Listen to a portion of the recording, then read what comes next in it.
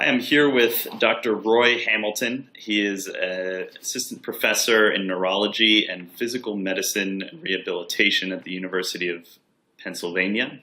Also works in the Center for Cognitive Neuroscience. How are you doing, Roy? Welcome. Great. So, as we were talking about last time, I had Dr. Dave Vago on, who is a researcher at Harvard. And he was invited by the Dalai Lama to teach the Dalai Lama's monks a course in neuroscience. So this was a really interesting talk. During that talk, he held up a device, which was a portable EEG machine. And he said he's going to bring that over for the monks to look at and to play around with, maybe collect some data. And so that got us talking about non-invasive brain stimulation. And the Dalai Lama has a quote where he said that basically if neuroscientists could figure out a way to reduce negative emotion, sign him up. And so we talked about the possibility of monks, maybe in the near future, making use of non-invasive brain stimulation to enhance their meditation or just what they might think of it. So we'll talk to him again and have some conversations with the monks. But as you're a world expert in non-invasive brain stimulation, I thought it'd be great to have you on to talk about what this technology is. So when people say non-invasive brain stimulation, what do they usually mean when they say that? Well, first of all, I appreciate your very kind introductions. When we talk about non-invasive brain stimulation, we are talking about modulating the function of brain areas in a focal manner, generally using one of two kinds of technologies, either electrical stimulation of some type or magnetic stimulation. So if you'll allow me, I'd like to briefly talk about what each of those things is. And I'll start with magnetic stimulation. So for transcranial magnetic stimulation, or TMS, the underlying principle is that you're taking an electromagnet. It is an electromagnet, so it's inert, so basically a winding of wire, and then passing a large current through it in a very short period of time. That would be a pulse of TMS. So when you have that winding, you pass the pulse through it. What happens is that in that moment, when current is passing through it, that creates a fluxing electromagnetic field, right? A fluxing magnetic field.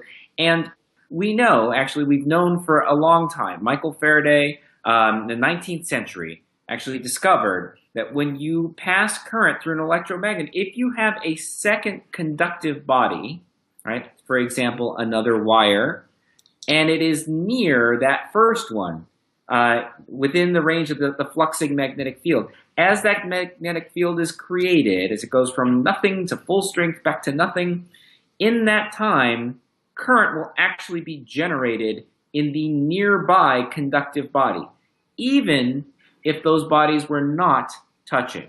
Okay. So this is the principle of electromagnetic induction at a distance. And that is the underlying idea behind TMS. In this case, we have an electromagnet, and the second conductive body, if you will, is the cells of the brain. So we are able to generate current in the cells of the brain at a distance from the magnet. So even though the magnet itself isn't touching those cells, right? It's non-invasive. It's outside your skull. It's outside your scalp. It's outside your hair. It's still able to generate current in the brain cells underneath in a very focal manner. Right? And so that causes them to fire. And once we can cause brain cells to fire in different patterns, we can cause different kinds of predictable effects in brain physiology and, as I'm sure we'll discuss, in behavior. So that's one. So great. So thank you. That was an excellent, concise description. So I just want to add my memories of learning to use this device in your lab. Just to sort of set the stage, it basically looks something like a hairdryer, to put it very simplistically, attached to a large machine that looks 1980 VCR looking thing. Right, exactly. And so this device pulses a magnetic wave into the brain, and would it be correct to say it directly causes action potentials Yes. okay. So it generates sufficient current in neurons to stimulate action potentials.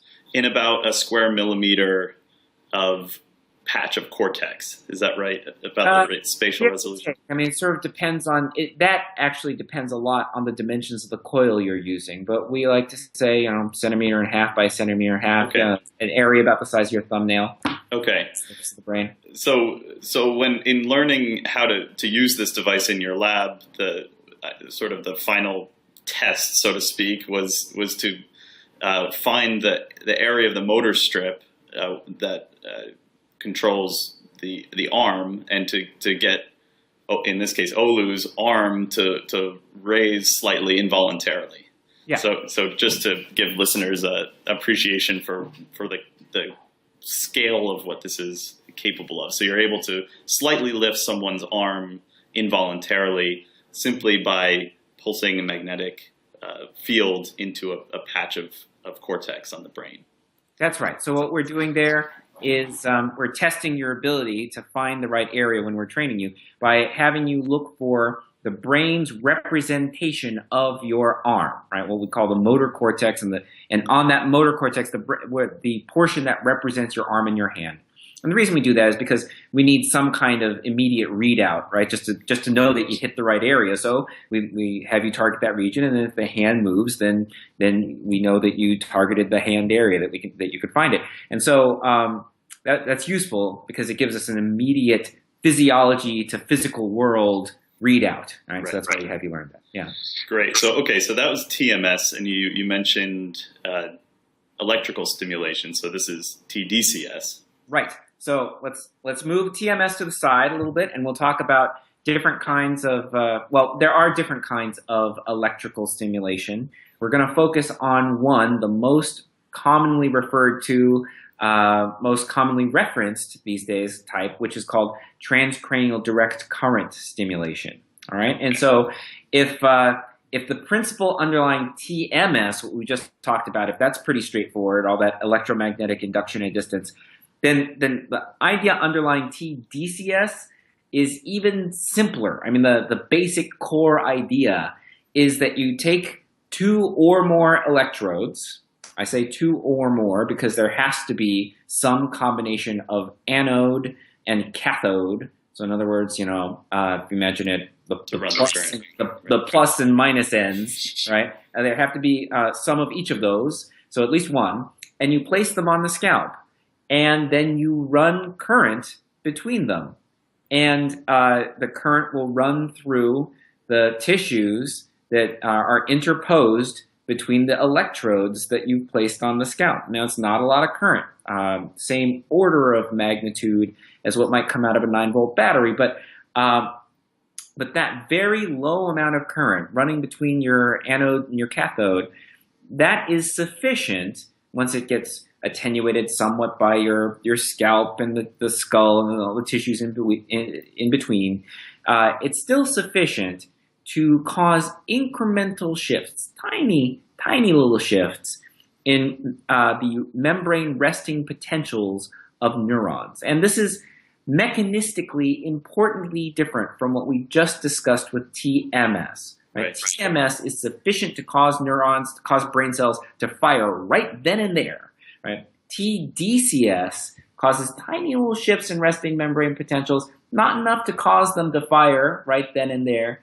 But over time, since brain cells generally, their resting state is sort of close to the state where they would fire. They sort of hover in that zone. To move them just a little bit over time, that actually makes a significant difference in how often and how likely they are to fire. Right, so you can affect the physiologic behavior of these cells over time with TDCS in this way. And you can make them less likely or more likely to fire. Exactly what I was about to say. You can make them either more likely or less likely to fire. Great.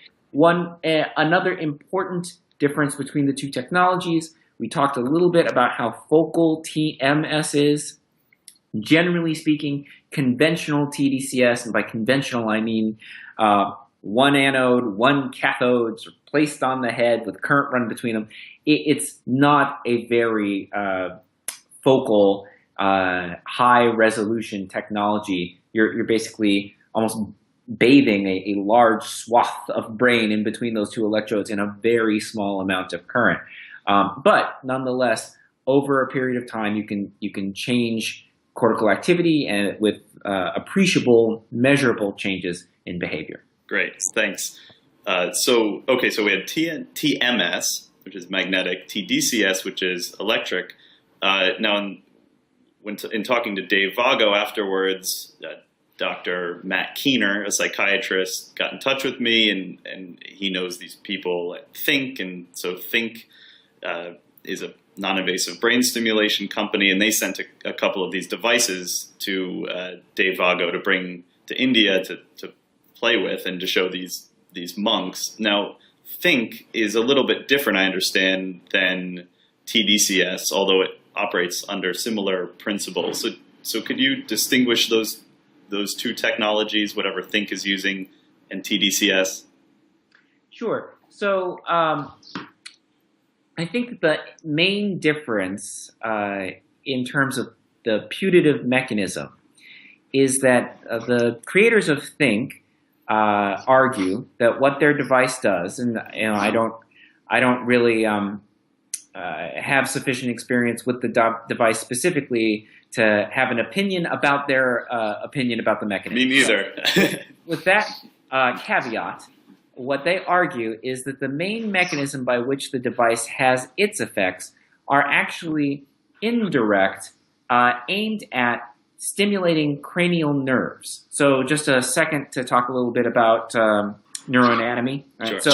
So the cranial nerves are the nerves that come out of your, for the most part, out of your brainstem and supply innervation to the various functions, the vast majority of those functions being related to things from the neck up. So, for example, the nerves that innervate your ability to move your eyes or the reflexes of your pupils or your ability to move your face or have sensation or your tongue or lift your palate, all these things are mediated by what are called cranial nerves. They also have an important role in some autonomic functions. And so, as you can imagine, insofar as the cranial nerves supply all the movement and sensation from all over your head, you can access them. There's cranial nerve innervation basically everywhere, right up here. And what they're doing is they're stimulating areas that they think are actually affecting cranial nerves. And then by virtue of affecting cranial nerve function or cranial nerve physiology, that provides a route back into the brain. And we know actually that cranial nerve innervation in the brainstem touches lots of other areas and has lots of other sort of downstream innervation. So you can actually affect brain function in more global ways. At least that's their argument, by affecting this afferent, the nerve information as it comes in from those cranial nerves, right? So they're manipulating from the outside, but they're taking a biological highway, if you will, into the brain. And is that biological highway having to do with the vagal tone and parasympathetic versus sympathetic modulation? It could. I'm not totally clear on which cranial nerves they believe they are primarily influencing, and depending on which they are, that could have differential effects on sympathetic and parasympathetic function. Okay.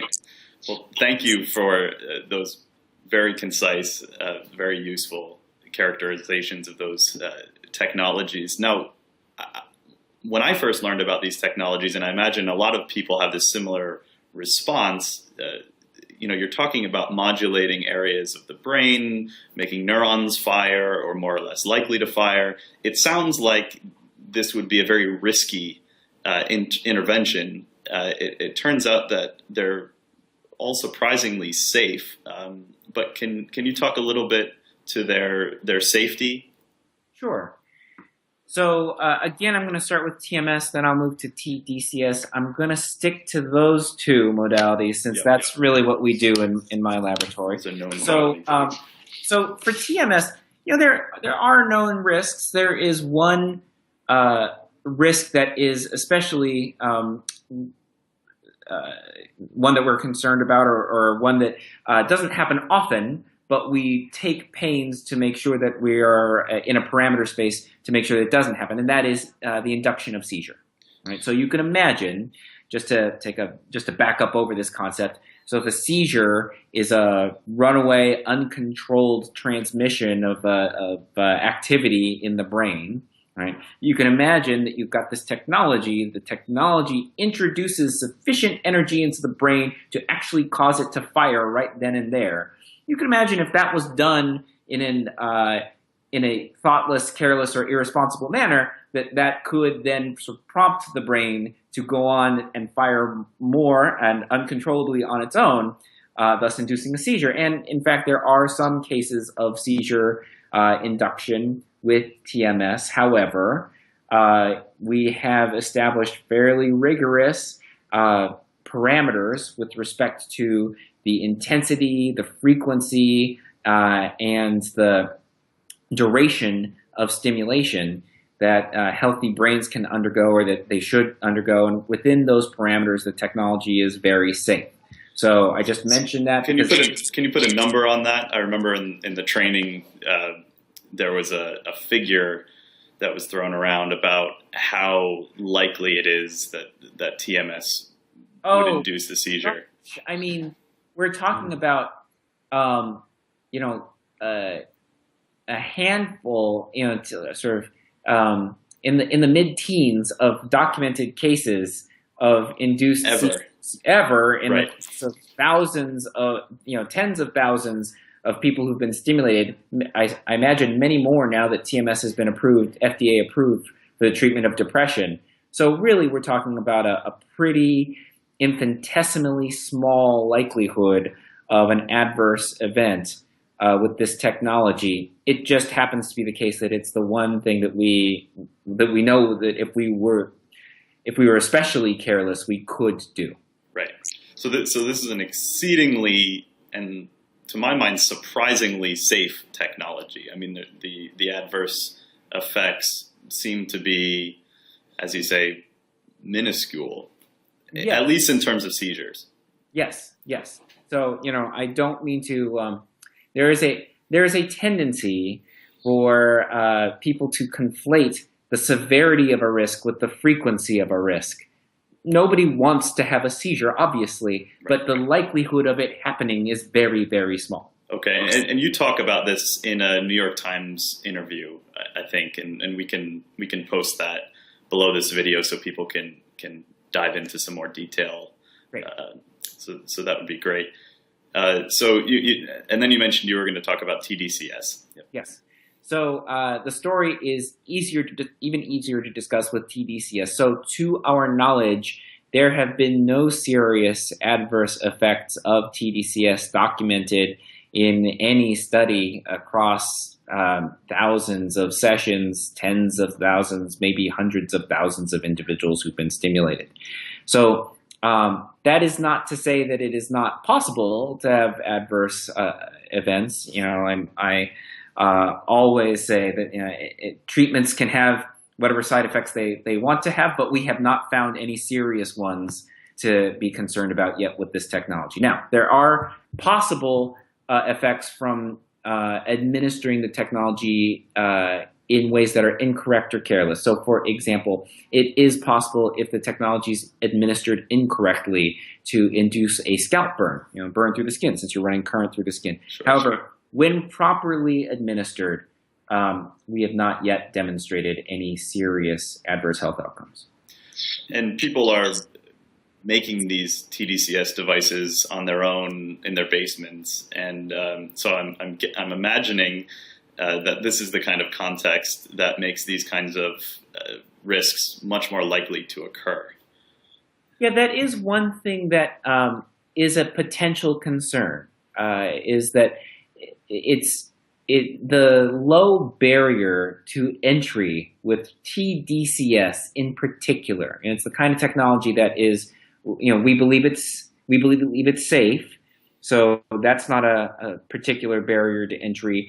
It is inexpensive. I mean, compared to having a TMS device, a TDCS device is both inexpensive and technically not that complicated. So those very low barriers to entry have predispose themselves to the creation of a community of individuals who are stimulating themselves either for self-therapeutic reasons or for the potential for cognitive enhancement. And while I think that a number of them are quite erudite in learning about the technologies, there's no way to actually guarantee the quality and safety of either the practices or the products. So, it is a potential concern that they might do things like burn themselves. Right. And Rachel, a postdoc in your lab, has written an open letter about this issue. So hopefully once that comes out, we can post that as well, and interested people can look into that a bit more. So non-invasive brain stimulation technology is a great boon to cognitive neuroscience research. Early on, I know that they referred to this as a virtual lesion. So kind of demonstrating or tying this capability into a decades-old or longer tradition of examining what happens to behavior and other mental processes when there's a lesion on an area of the brain, which is essentially damage to some area of the brain. And the idea was that these devices could replicate that temporarily. And so researchers would have a much better opportunity to study these effects. Now, I understand that isn't really used, that characterization of a virtual lesion, because, of course, you can enhance or disenhance. In other words, you can activate or inhibit different areas of the brain. So what kinds of findings really are classic findings from these technologies? What kinds of mental processes, what kind of behaviors are you able to modulate using non-invasive brain stimulation? Well, there's really a variety. I mean, I'm not sure I would pick out any that are specifically emblematic of the potential of the technologies. Okay. I think that you did hit the nail on the head with respect to there being similarities and differences between what these technologies are capable of and what has historically been referred to as a virtual lesion. Mm-hmm. I think that terminology had some attractiveness some time ago because we could induce a gap or a deficit, a temporary deficit in function, and that in cognitive neuroscience would have implications for the structure-function relationship of some region. If knocking out or temporarily manipulating the function of that region results in a change in a behavior, then that tells you or gives you strong evidence that that region is somehow responsible for the behavior. So that's where that virtual lesion idea came from and was popularized. Mm-hmm. However, you can't induce a gain of function with lesion studies, and I think you correctly intimate that there's a gain of function that is possible with certain neuromodulation techniques, and I think that's been one of the things that's made TDCS relatively attractive. In addition to its low barrier to entry, that there are a variety of studies where you can demonstrate in cognitive neuroscience not only that manipulating function in a downward direction, but also in an upward direction with respect to the behavior. Both of those are powerful tools for implicating a structure-function relationship, between a region of the brain or a network in the brain and some cognitive operation, right? And so that's been attractive. I will say that as far as TDCS is concerned, a particular area, I think, if I had to choose one area where it's been demonstrated especially convincingly, I would say certain types of procedural learning. Although interesting. That's not the only area, but there have been some very good papers in which individuals could show that as you're acquiring some skill, that the act of combining TDCS with the learning of some skill can lead to sustained gains over time, the performance of that skill. And so this has been done in language acquisition studies. I've seen quantitative skills learning.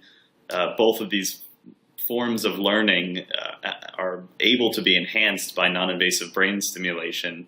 Yeah. So if someone's out there studying for their SAT or their GRE, should they be stopping by your laboratory for a booster of verbal and quantitative learning abilities? Well, that's an interesting question, and because it raises the question of what actually, what can we do in terms of cognitive enhancement with these technologies? I mean, certainly we've been able to demonstrate in a variety of domains. I didn't run through a litany, but I could briefly. I mean, there are studies in executive function, language, visual spatial processing, attention. I mean, you can go through mathematical reasoning as you creativity, which Sharon Thompson we're shows. working on that. Yeah. Yeah. Demonstrating that you can at least temporarily manipulate and enhance some of these abilities if you have some strong idea of what the neural substrate is. However, there are some potential reasons to think that we need to know more about these technologies before we go all in and think that we're just going to stimulate all types of cognitive operations. Good. Yeah, I'm interested in that. David, there is some imperative knocking at my door. Yeah, feel free. I'll mention some of the other studies that have been done. Okay. So as Roy answers the door, I think two really interestingly abstract findings or mental processes that are able to be influenced by brain stimulation are creativity on the one hand and morality on the other. And part of why I think these are so interesting is that there's no clear spot or very clear substrate for either creativity or morality, although we know a lot about the networks at work. So are you good, Roy? Can we continue, or should we? I think if we could wrap up. Yeah. Not necessarily immediately, but in the next few minutes, that would be great. Okay. So there's a fascinating litany of very abstract to very physical, mental, and physical processes that can be influenced by non-invasive brain stimulation technology. You're just starting to talk about how maybe before people get too excited about enhancement, they should hold on a minute because there are some other things to consider before we just go ahead and try to enhance a particular mental process. Yeah. So I think there are a number of issues to consider. I'm only going to go over a subset of them, and I'm going to focus primarily on a type of safety issue, but a different type of safety issue than I think the literature has focused on with respect to TDCS and TMS. I'm not talking about seizures. I'm not talking about burns. I'm not talking about any of these sort of very physical types of harm. What I'm talking about is the possibility of inadvertently influencing cognitive function in ways that are unintended, right? And so let me give you some examples. So it seems somewhat oversimplified. I think it takes only a moment's worth of reflection to realize or to think that if you modulate the function of some region in some monolithic way, in other words, all the neurons in some area are going to be a little bit closer to depolarization or a little bit farther from depolarization, that is going to have a universal enhancing effect on some cognitive operation.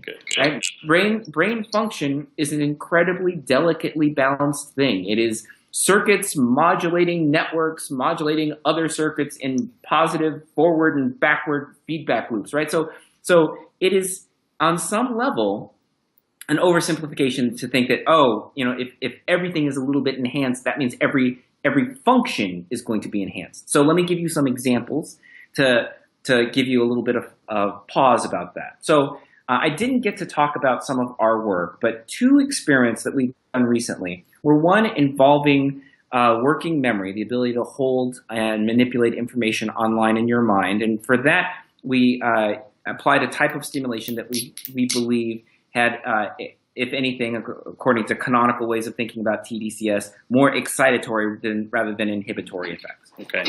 Another body of work, which you touched on, I heard you touching on it while I was out, but is to manipulate creativity. Right, we're working on this right now.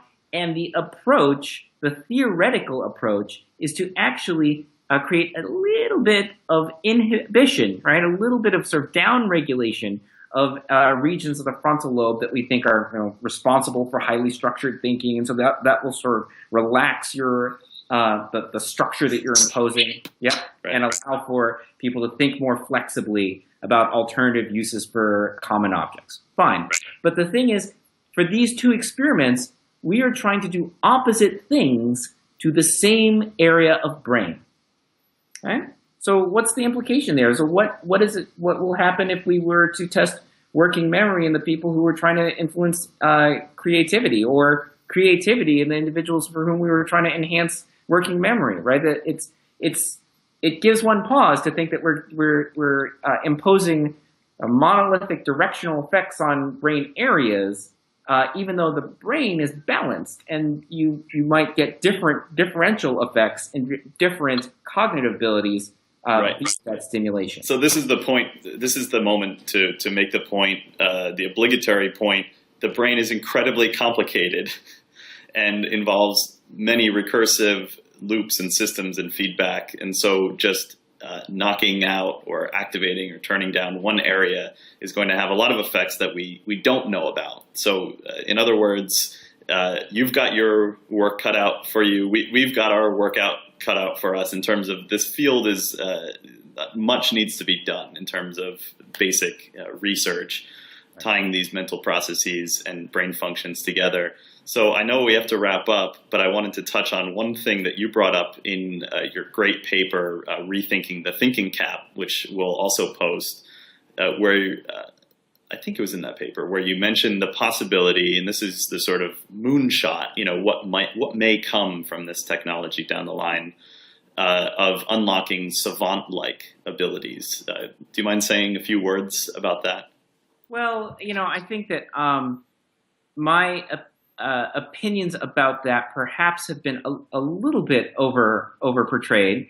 I know that there are some researchers who have really locked onto this idea of the ability to unlock your nascent potential by, in particular, it sort of relates somewhat tangentially to what we were talking about, releasing areas of the brain from top-down control, right? And that can be done effectively. That might release some hidden potentials. And I think that whereas some elements of that theory, that general theory, can be applied to some of what we were talking about creativity, I think you have to be very cautious about the possibility of, as we just said, I think that the caveat we made before, that the brain's incredibly complicated and that manipulating things in one direction is going to have the possibility of unintentional effect.